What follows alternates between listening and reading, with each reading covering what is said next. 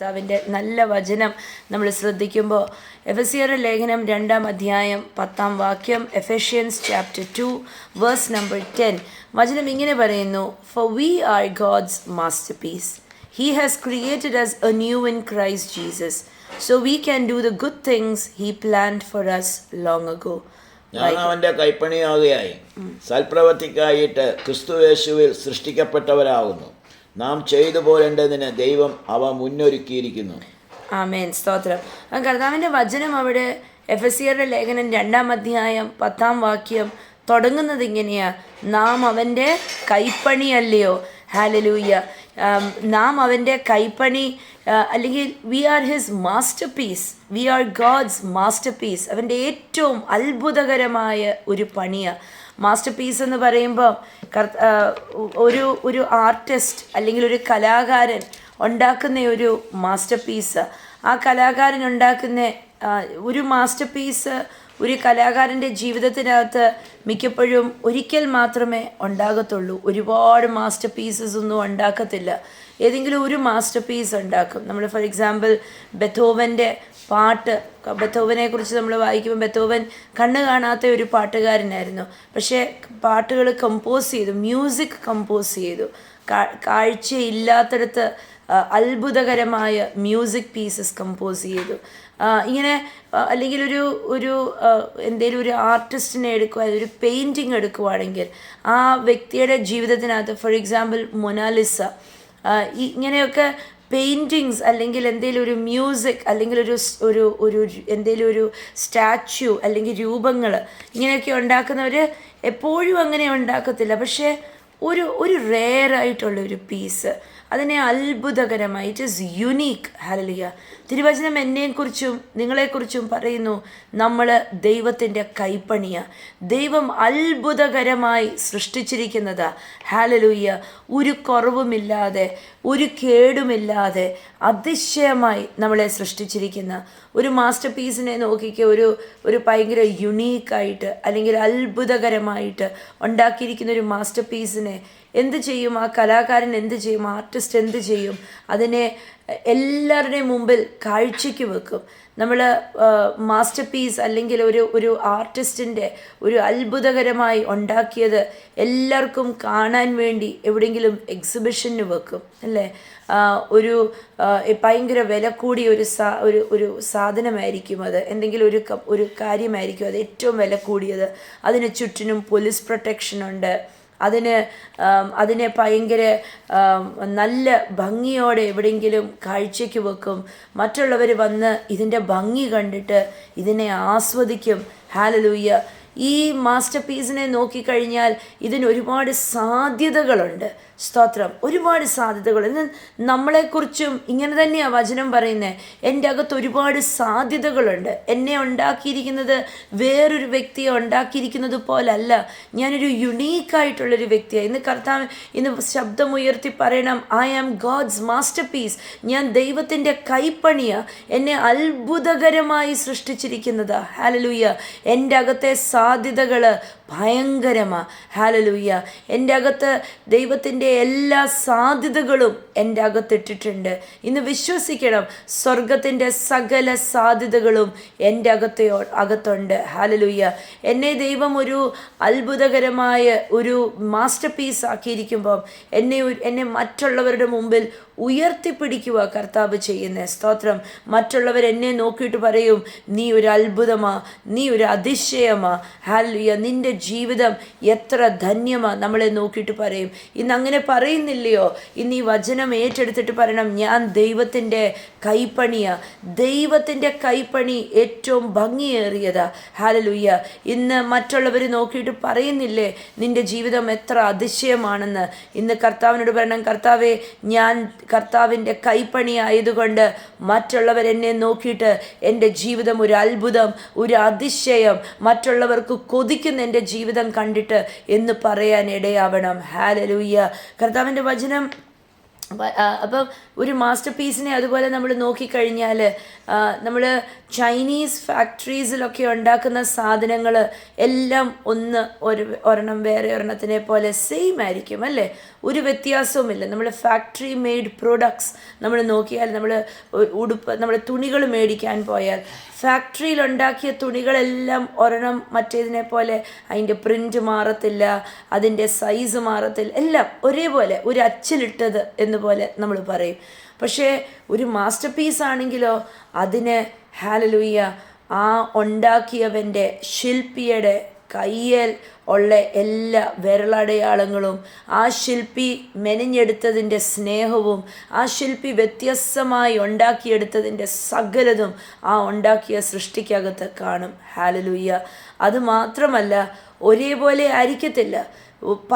പലതുണ്ടാക്കുമ്പം ശില്പി പല കാര്യങ്ങളുണ്ടാക്കുമ്പം പലത് ഒരെണ്ണം മറ്റുള്ളതിനെക്കാട്ടിലും വ്യത്യസ്തമായിട്ടാണ് ഉണ്ടാകുന്നത്. I M so unique. Hallelujah.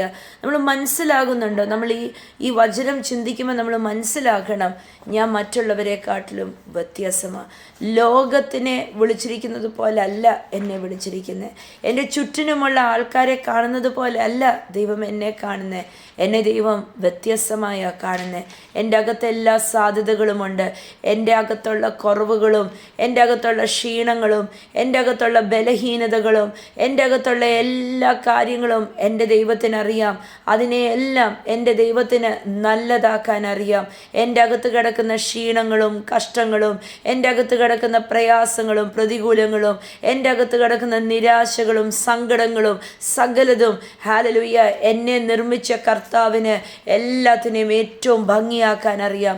നോക്കിക്കേ, ഒരു ശില്പി ഒരു വ്യത്യസ്തമായ ഒരു മാസ്റ്റർ പീസ്, ഒരു കൈപ്പണി ഉണ്ടാക്കുമ്പോൾ ചിലപ്പോൾ ആ ഉണ്ടാക്കി ഒരു പാറക്കഷ്ണം എടുത്തു, ആ പാറക്കഷ്ണത്തിനെ ഒരു നല്ല ഒരു സ്റ്റാച്യു ആക്കി എടുക്കുക. ആ പാറക്കഷ്ണത്തിനെ കൊത്തിയും തട്ടിയും മെനഞ്ഞും അതൊരു വികൃതമായ ഒരു സംഭവമായിരുന്നു. പക്ഷേ അതിനെ കുറേ നാൾ കഴിഞ്ഞപ്പോഴത്തേക്ക് അതിഭംഗിയുള്ള ഒരു രൂപം ആക്കി തീർത്തു. ഹല്ലേലൂയ. ഇന്ന് നമ്മുടെ ജീവിതത്തിനകത്തും നമ്മളെ കർത്താവിൻ്റെ കയ്യിൽ കിട്ടിയപ്പം ഒന്നിനും കൊള്ളാത്തവരായിട്ടാണ് കർത്താവിൻ്റെ കയ്യിൽ നമ്മളെ കിട്ടിയത്, അല്ലേ? സ്തോത്രം. നമ്മളിൽ പലവരും നമുക്ക് സാക്ഷ്യം പറയാൻ കാണും, എന്നെ കർത്താവിൻ്റെ കയ്യിൽ കിട്ടിയപ്പം എനിക്ക് സംസാരിക്കാൻ പോലും അറിയില്ലായിരുന്നു, എനിക്ക് കഴിവില്ലായിരുന്നു, എനിക്ക് ആരോഗ്യമില്ലായിരുന്നു, എൻ്റെ ജീവിതം പൊട്ടയായിരുന്നു എന്നൊക്കെ പറയാൻ ഒരുപാട് പേർക്ക് സാക്ഷ്യങ്ങൾ കാണും. പക്ഷേ കർത്താവിൻ്റെ കയ്യിൽ കിട്ടിക്കഴിഞ്ഞപ്പോഴോ നമ്മളെ ബലമുള്ളവരും ഭംഗിയുള്ളവരും മിടുക്കരായിട്ടും ഒക്കെ കർത്താവാക്കിയെടുത്തു. സ്തോത്രം. ഇന്ന് നമ്മളൊക്കെ എന്തെങ്കിലുമൊക്കെ ചെയ്യുന്നുണ്ടെങ്കിൽ ഇത് നമ്മുടെ കഴിവല്ല, പക്ഷേ കർത്താവിൻ്റെ കഴിവാ. സ്തോത്രം. പലവരും പറയും, ഞാൻ കർത്താവിൻ്റെ കയ്യിൽ വന്നു കഴിഞ്ഞാൽ ഞാൻ പഠിച്ചത്, കർത്താവിൻ്റെ കയ്യിൽ വന്നു കഴിഞ്ഞാൽ എനിക്ക് ക്ലാസ്സിൽ ഫസ്റ്റ് ആയത്, അങ്ങനെയൊക്കെ ഒരുപാട് കാര്യങ്ങൾ പറയാൻ കാണും. ഇന്ന് യേശുവിൻ്റെ കയ്യിൽ നമ്മളെ കിട്ടിക്കഴിഞ്ഞപ്പോഴാണ് നമ്മൾ ഭംഗിയുള്ളവരും ഗുണമുള്ളതും ശ്രേഷ്ഠമായതും ഒക്കെ ആയിത്തീർന്നത്. നാം അവൻ്റെ കൈപ്പണിയല്ലയോ? ഹല്ലേലൂയ. ഇന്ന് നാം അവൻ്റെ കൈപ്പണിയാ. സ്തോത്രം. It is such an honour to be a masterpiece in God's hand. ദൈവത്തിൻ്റെ കയ്യിലെ ഒരു കൈപ്പണിയാകുവാൻ എത്ര വിലയേറിയ ഒരു സംഭവമാണ്. എന്നൊരു വചനം അവിടെ പറയുന്നു, എഫെസ്യരുടെ ലേഖനം 2-ാം അധ്യായം 10-ാം വാക്യം ബാക്കി പറയുന്നു, he has created us anew in Christ Jesus. Hallelujah. നമ്മളെ പുതുതാക്കി സൃഷ്ടിച്ചിരിക്കുന്നു. നമ്മൾ ദൈവത്തിൻ്റെ കൈപ്പണിയല്ലോ എന്ന് പറഞ്ഞിട്ട് പറയുക, നമ്മളെ ക്രിസ്തുയേശുവിൽ പുതുതാക്കി സൃഷ്ടിച്ചിരിക്കുന്നു. I am a new creation. ഞാനൊരു പുതിയ സൃഷ്ടിയാ. വചനം അവിടെ പറയുക, എഫെസ്യർ 2:10 പറയുക, ഞാൻ ഒരു പുതിയ സൃഷ്ടിയാ. അവൻ എന്നെ കൈപ്പണിയാക്കി നിർമ്മിച്ചു എന്ന് പറഞ്ഞിട്ട് വചനം പറയുക, അവൻ എന്നെ പുതുതാക്കി സൃഷ്ടിച്ചു. Hallelujah. He has created us anew. എന്നെ പുതിയ ഒരു സൃഷ്ടിയാക്കി. എങ്ങനെ പുതിയ സൃഷ്ടിയാക്കി? ക്രിസ്തുയേശുവിൽ ഒരു പുതിയ സൃഷ്ടിയാക്കി. ഹല്ലേലൂയ. എന്നെ സൂപ്പർ മാർക്കറ്റിൽ അല്ലൊരു പുതിയ സൃഷ്ടിയാക്കിയത്. ഹല്ലേലൂയ. എന്നെ കഷ്ടതയിൽ കൂടെ കടത്തിവിട്ടല്ല എന്നെ പുതിയ സൃഷ്ടിയാക്കിയത്. മറ്റുള്ളവരെന്നോട് പിണക്കി അല്ലെങ്കിൽ എന്നേക്ക് രോഗമിട്ട് അല്ല എന്നെ പുതിയ സൃഷ്ടിയാക്കിയത്. ക്രിസ്തുയേശുവിൽ ഞാനൊരു പുതിയ സൃഷ്ടിയായി. ഹല്ലേലൂയ. ഒരു പുതിയ സൃഷ്ടിയാകാൻ ഞാൻ ക്രിസ്തുയേശുവിലൂടെ കടന്നുപോയി. സ്തോത്രം. ക്രിസ്തുയേശുവിലൂടെ ഞാൻ കടന്നുപോയപ്പം, ക്രിസ്തുയേശുവിനകത്തൂടെ കടന്ന് ഹല്ലേലൂയ ഞാൻ പുറത്തു വന്നപ്പം ഞാനൊരു പുതിയ സൃഷ്ടി സൃഷ്ടിയായിട്ട് പുറത്തു വന്നു. ഹല്ലേലൂയ. യേശു ക്രിസ്തുവിലൂടെ മാത്രമേ ഒരു വ്യക്തിക്ക് ഒരു പുതിയ സൃഷ്ടിയാകാൻ പറ്റത്തുള്ളൂ. അപ്പം എൻ്റെ അകത്ത് എല്ലാ സാധ്യതകളും, ക്രിസ്തുവിനകത്തുള്ള സകല സാധ്യതകളും എൻ്റെ അകത്ത് ഇട്ട് തന്നിട്ട് ദേ സ്വർഗം എന്നെ നോക്കിയിട്ട് പറഞ്ഞു, ഇതെൻ്റെ കൈപ്പണിയാ. ഹല്ലേ, ഈ രജനി എൻ്റെ കൈപ്പണിയാ. ഈ രജനി ക്രിസ്തുവിനകത്തൂടെ കടന്നു വന്ന് അവളൊരു പുതിയ സൃഷ്ടിയാ. ഹല്ലേ, പുതിയ സൃഷ്ടിയാണെങ്കിൽ എൻ്റെ പഴയതെല്ലാം മാറിപ്പോയി, എൻ്റെ പഴയ തോൽവികൾ തീർന്നുപോയി, എൻ്റെ പഴയ സങ്കടങ്ങളും നിരാശകളും മാറിപ്പോയി. ഇനി എൻ്റെ അകത്ത് പഴയതൊന്നുമില്ല. ഹല്ലേലൂയ, ഞാനൊരു പുതിയ സൃഷ്ടിയാ. ഇന്ന് വാ തുറന്നു പറയണം, കർത്താവേ ഞാനൊരു പുതിയ സൃഷ്ടിയാ. അതിനായി സ്തോത്രം. ഇന്ന് ആരും പഴയതല്ല. സ്തോത്രം. യേശു കർത്താവിൽ ആയിക്കഴിഞ്ഞാൽ, യേശു കർത്താവിൽ വന്നു കഴിഞ്ഞാൽ നാം പുതിയ സൃഷ്ടിയാ. അവൻ കർത്താവ് നമ്മളെ ഓരോ ദിവസവും നമ്മളെ ഹല്ലേലൂയ പണിത് വൃത്തിയാക്കി മെനഞ്ഞ് ദൈവത്തിന് കൊള്ളാവുന്നവരാക്കി നമ്മളെ എടുത്തുകൊണ്ടിരിക്കുക. നമ്മളെ ബോധിച്ചിട്ടാ കർത്താവ് നമ്മളെ വിളിച്ചിരിക്കുന്നത്. സ്തോത്രം. ആരും പറയല്ലേ, അയ്യോ ഞാൻ യേശുവിൽ വന്നത് അബദ്ധമായി പോയി. ആരും പറയല്ലേ, ഞാൻ ദൈവത്തിൽ വന്നത് ഇത് വലിയ കഷ്ടമായി പോയി, അല്ലെങ്കിൽ ദൈവത്തിന് തെറ്റുപറ്റിയതാ. നോ, ഹല്ലേലൂയ, ദൈവത്തിന് ഒരിക്കലും തെറ്റുപറ്റത്തില്ല. നമ്മളെ ബോധിച്ചിട്ടാ കർത്താവ് വിളിച്ചത്. എന്നിട്ട് ആ വചനം അവിടെ കണ്ടിന്യൂ ചെയ്യുക. He has created us anew in Christ Jesus so we can do the good things he planned for us long ago. എന്തിനാ നമ്മളെ കർത്താവിൽ പുതിയ സൃഷ്ടികളാക്കിയിരിക്കുന്നത്? എന്തുകൊണ്ടെന്നാൽ ദൈവം നമുക്ക് വേണ്ടി മുൻ നിയമിച്ച് നല്ല കാര്യങ്ങൾ നമുക്ക് ചെയ്തെടുക്കുവാൻ. ഹല്ലേലൂയ. എന്ന് പറഞ്ഞാൽ സ്വർഗം എന്നെക്കുറിച്ചും നിങ്ങളെക്കുറിച്ചും കുറച്ച് നല്ല കാര്യങ്ങൾ ഉദ്ദേശിച്ചിട്ടുണ്ട്. ഈ നല്ല കാര്യങ്ങൾ നമ്മൾ ചെയ്തെടുക്കണം എന്നുണ്ടെങ്കിൽ, നമ്മളിലൂടെ അത്ഭുതങ്ങൾ നടക്കണമെന്നുണ്ടെങ്കിൽ, ഹല്ലേലൂയ, നമ്മുടെ ജീവിതത്തിനകത്ത് ഹല്ലേലൂയ പലവരെയും ക്രിസ്തുവിലേക്ക് കൊണ്ടുവരാൻ കാണും. അനേകർക്ക് വേണ്ടി പ്രാർത്ഥിക്കാൻ കാണും. നാം കൈവച്ചിട്ട് വേണം രോഗങ്ങൾ മാറുവാൻ. നമ്മുടെ കുടുംബത്തിൽ നാം കർത്താവിലായിട്ട് വേണം മറ്റുള്ളവർ കർത്താവിലാകുവാൻ. ഹല്ലേലൂയ, നമ്മളുടെ ഉയർച്ച കണ്ടിട്ട് വേണം മറ്റുള്ളവർക്ക് ഉയരുവാൻ. ഇങ്ങനെ ഒരുപാട് കാര്യങ്ങൾ. സ്തോത്രം. ഹല്ലേലൂയ. ദൈവം നമ്മളെ കൈപ്പണിയാക്കി, ഹല്ലേലൂയ, നമ്മളെ പുതിയ സൃഷ്ടികളാക്കി പുറത്തു കൊണ്ടുവന്നിരിക്കുന്നത്. ദൈവം നമ്മളെക്കുറിച്ച് ചില കാര്യങ്ങൾ ഉദ്ദേശിച്ചിട്ടുണ്ട്. നമ്മൾ ക്രിസ്തുവിൽ വരുന്നതിന് മുമ്പ് വരെയും പലവരും പറഞ്ഞിട്ടില്ലേ, വിധിയ എന്ന് പറഞ്ഞിട്ടില്ലേ? ഹല്ലേലൂയ, ഇനിയും വിധിയല്ല, ദൈവം മുൻ നിയമിച്ചത് മാത്രമേ നടക്കത്തുള്ളൂ. സ്തോത്രം. ഹല്ലേലൂയ. നമ്മൾ ബൈബിളിനകത്ത് പലവരെയും പഠിച്ചു കഴിഞ്ഞാൽ ഹല്ലേലൂയ അവർ പലവരും ചെന്ന് പല ആൾക്കാരെയും ക്രിസ്തുവിലൊക്കെ ആക്കും. നമ്മൾ കാണുന്നു, അനന്യാസ് ചെന്നിട്ട് പൗലോസിന് വേണ്ടി പ്രാർത്ഥിച്ച് പൗലോസിനെ പുറത്തിറക്കുന്നത് അല്ലേ? ദൈവം മുൻ നിയമിച്ചു. ദൈവം എന്ത് നിയമിച്ചു? അനന്യാസിനെ കുറിച്ച് ദൈവം മുൻ നിയമിച്ചു. അനന്യാസ് നല്ല പ്രവൃത്തി ചെയ്യണം. എന്താണ് നല്ല പ്രവൃത്തി? സൗളിൻ്റെ മേൽ ചെന്ന് കൈവച്ചിട്ട് ഈ സൗളിനെ പൗലോസ് ആക്കണം. ഹല്ലേലൂയ. ദൈവം മുൻ നിയമിച്ചു അനന്യാസിനെ കുറിച്ച്. അനന്യാസ് ഈ നല്ല പ്രവൃത്തി ചെയ്യണമെന്ന്. സ്തോത്രം. എന്ന് പറഞ്ഞാൽ ഒരുവനെ ക്രിസ്തുവിൻ്റെ രാജ്യത്തിനകത്ത് കയറ്റിവിടണമെന്ന്. പൗലോസിനെ നോക്കിക്കഴിഞ്ഞാൽ പൗലോസിനെ കുറിച്ച് മുൻ നിയമിച്ചിരുന്നു ദൈവം. ഹല്ലേലൂയ. പൗലോസും സീലാസും കാരാഗ്രഹത്തിൽ കിടന്ന് ആരാധിക്കുമ്പോൾ ചുറ്റിനും കിടക്കുന്ന ബന്ധസ്ഥര് വിടുവിക്കപ്പെടും അല്ലേ? ദൈവത്തിൻ്റെ നല്ല പ്രവൃത്തി ഇവരിലൂടെ നടക്കണമെന്നുണ്ടെങ്കിൽ ഇവർ ക്രിസ്തുവിലായാലേ ഇത് നടക്കത്തുള്ളൂ. നമ്മൾ ബൈബിളിനകത്ത് എങ്ങും പഠിക്കുന്നില്ല ക്രിസ്തുവിലല്ലാത്തവർ വലിയ കാര്യങ്ങൾ ചെയ്തെന്ന്. ക്രിസ്തുവിലായി കഴിഞ്ഞ അവർ അത്ഭുതമായി തീർന്നത്. അബ്രഹാമിനെ ദൈവം വിളിച്ചിറക്കിക്കൊണ്ട് വന്നിട്ട് പറഞ്ഞു, നീ ഞാൻ പറയുന്ന വഴിയിലേക്ക് നീ പോകാൻ പറഞ്ഞു. എന്നിട്ട് നമ്മൾ പിന്നെ വായിക്കുന്നു, അബ്രഹാം സമ്പന്നനായിരുന്നു, പക്ഷെ പിന്നെ ദൈവത്തിൻ്റെ ശബ്ദം കേട്ട് ഇറങ്ങി തിരിച്ചു കഴിഞ്ഞ് നമ്മൾ കേൾക്കുന്നു അബ്രഹാം ബഹുസമ്പന്നൻ എന്ന് കേൾക്കുന്നു. കുഞ്ഞുങ്ങളില്ലാത്ത അബ്രഹാമിന് കുഞ്ഞാവുന്നു നമ്മൾ കേൾക്കുന്നു. ഹല്ലേലൂയ. അപ്പോൾ ദൈവം പലവരെയും കണ്ടിട്ട് അവരെ മുൻ നിയമിച്ച് അവരെ ക്രിസ്തുവിലാക്കി അവരെ പുറത്തിറക്കുന്നത്. സ്തോത്രം. അവൻ്റെ കൈപ്പണിയായി ലോകം അവരെ കാണുവാനും അവരിലൂടെ അത്ഭുതങ്ങൾ നടത്തുവാൻ വേണ്ടിയാ. ഇന്നൊന്ന് വിളിച്ചു പറഞ്ഞേ, എന്നെക്കുറിച്ച് ദൈവം ഉദ്ദേശിച്ചിരിക്കുന്ന എല്ലാ നല്ല കാര്യങ്ങളും എന്നിലൂടെ നടന്നിരിക്കും. ഹല്ലേലൂയ. ക്രിസ്തു യേശുവിൻ്റെ കർത്താവിൻ്റെ സഹായത്താൽ ക്രിസ്തുവേശുവിലൂടെ ദൈവം എന്നെക്കുറിച്ച് ഉദ്ദേശിച്ചിരിക്കുന്ന സകല നല്ല കാര്യങ്ങളും നടക്കും. ഇത് നോക്കിക്കേ, ദൈവം ഇത് ഇന്നലെ അല്ല എന്നെക്കുറിച്ച് പ്ലാൻ ചെയ്തത്. ദൈവം ഞാൻ അമ്മയുടെ ഉദരത്തിൽ ഉരുവാവുന്നതിന് മുമ്പേ ദൈവം തീരുമാനിച്ചു, രജനി എന്ന് പറഞ്ഞ വ്യക്തി ലോകത്ത് ജനിക്കും, ഇവളിലൂടെ ഞാൻ ഇങ്ങനെ കാര്യങ്ങൾ ചെയ്തെടുക്കും.